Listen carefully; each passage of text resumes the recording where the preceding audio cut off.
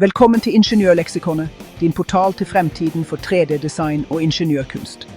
Vi er en dynamisk plattform dedikert til å demokratisere ingeniørkunnskap og fremme teknologisk innovasjon. Vårt oppdrag? Å inspirere, utdanne og styrke et globalt fellesskap av ingeniører, designere, studenter og teknologientusiaster. Oppdag omfattende veiledninger og guider om 3D-modellering ved hjelp av bransjestandardprogramvare som SolidWorks, Blender og AutoCAD. Delta i praktiske workshops som bringer designene dine til live gjennom magien ved 3D-printing.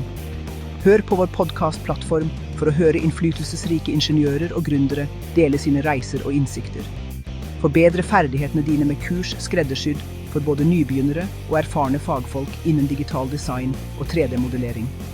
Koble deg til et globalt nettverk gjennom vårt frilanssenter og lås opp eksterne muligheter innen ingeniørfag og design.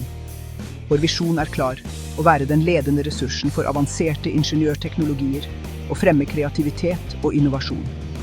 Enten du er en profesjonell ingeniør, gründer, student eller teknologientusiast, har Ingeniørleksikonet noe for deg. Bli med oss i dag for å forme fremtiden for ingeniørfag. Del ideer, bygg ferdigheter og bli en del av et blomstrende fellesskap av innovatører.